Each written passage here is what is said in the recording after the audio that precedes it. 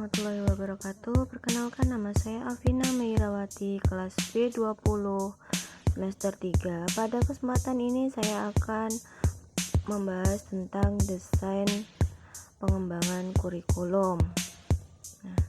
Konsep dasar pengembangan kurikulum yaitu kurikulum adalah, menurut S. Nasution, kurikulum merupakan suatu rencana yang disusun untuk melancarkan proses belajar mengajar di bawah tangan bimbingan dan tanggung jawab sekolah atau lembaga pendidikan beserta staf pengajarannya. Dan menurut Crow and Cross, bagaimana yang dikutip oleh Umar Hamalik, kurikulum adalah rancangan pengajaran atau sejumlah materi pelajaran yang disusun secara sistematis untuk menyelesaikan suatu program untuk memperoleh ijazah. Nah, dari definisi kurikulum sendiri itu ada komponen-komponen kurikulum atau pengembangan kurikulum. Pengembangan kurikulum adalah, menurut dari Audrey Nichols dan Howard Nichols, bagaimana dipahami oleh Umar Hamalik bahwa pengembangan kurikulum adalah perencanaan kesempatan belajar yang dimaksudkan untuk membawa siswa ke arah perubahan-perubahan yang diinginkan dan nilai sampai mana perubahan dimaksud telah terjadi pada diri siswa. Nah, untuk pengembangan kurikulum selanjutnya ada komponen-komponen kurikulum yang dibagi menjadi 4, yaitu 1. Komponen tujuan. Tujuan adalah komponen yang kurikulumnya menjadi target atau sasaran yang mesti dicapai dari pelaksanaan suatu kurikulum. Tujuan sendiri dibagi menjadi 3, yaitu 1. Tujuan jangka pendek, yang kedua tujuan jangka menengah, yang ketiga ada tujuan jangka panjang. Untuk yang kedua ada komponen isi atau materi. Komponen isi atau materi adalah komponen yang didesain untuk mencapai komponen tujuan. Komponen materi adalah bahan-bahan kajian yang terdiri dari ilmu, pengetahuan, nilai, pengalaman, dan keterampilan yang dikembangkan ke dalam proses pembelajaran guna mencapai komponen tujuan. Susunan materi dibagi beberapa, yaitu 1.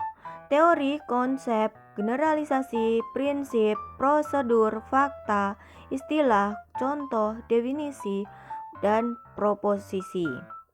Yang ketiga ada komponen metode.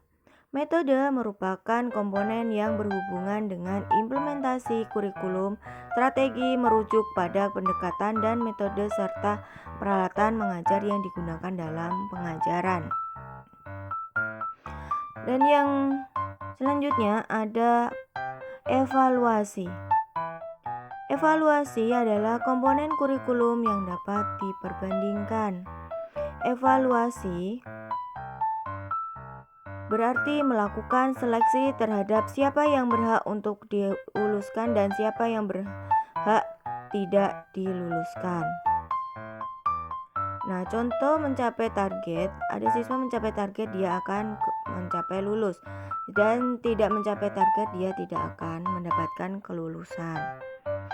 Untuk komponen-komponen kurikulum sendiri akan ada kedudukan-kedudukan kurikulum dalam sistem pendidikan. Kedudukan kurikulum dalam sistem pendidikan yaitu 1. Kurikulum mempunyai kedudukan sentral yang seluruh proses pendidikan. Kurikulum ada arah pedoman dan rambu-rambu. Dan yang kedua ada pedoman belajar mengajar, yaitu ada proses kurikulum, aktivitas pendidikan, dan tujuan pendidikan.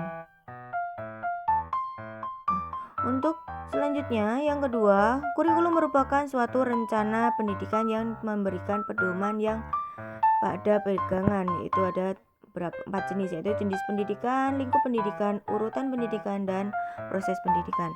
Untuk yang ketiga, kurikulum merupakan suatu bidang studi yang ditekuni oleh para ahli atau spesialis kurikulum.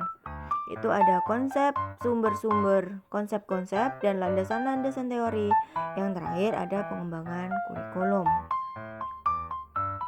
Undang-Undang Sistem Pendidikan Nasional Bab 9 tentang kurikulum pasal 36 dan 38. Untuk bunyi pasal 36 ayat 1 yaitu pengembangan kurikulum dilakukan dengan mengacu pada standar nasional pendidikan untuk mewujudkan tujuan pendidikan nasional.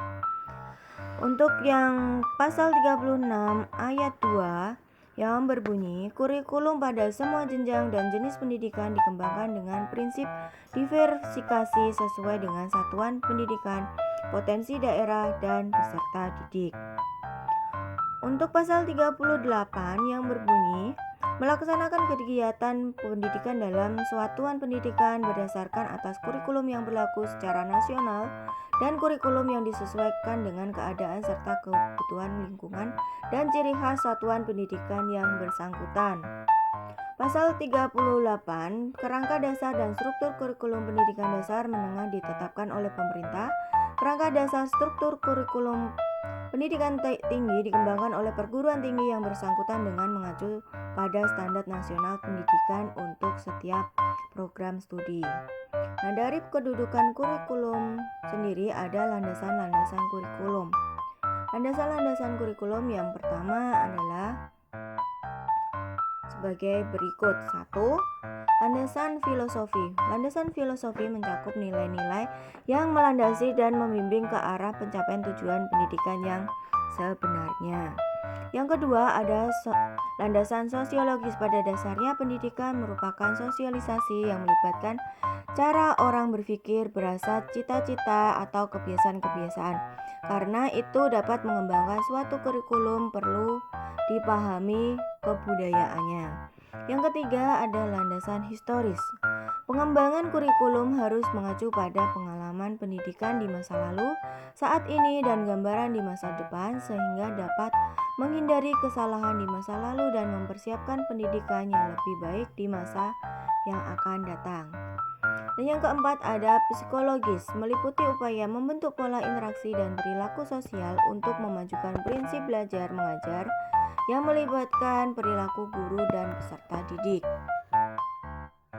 Nah, untuk kesimpulannya adalah pelaksanaan kurikulum sangat berpengaruh dalam kemajuan pendidikan sehingga perlu dilakukan pengembangan secara bertahap dengan selalu memperhatikan komponen, peran, dan landasan yang ada. Dari penjelasan tersebut, saya kira sudah cukup dari saya. Assalamualaikum warahmatullahi wabarakatuh.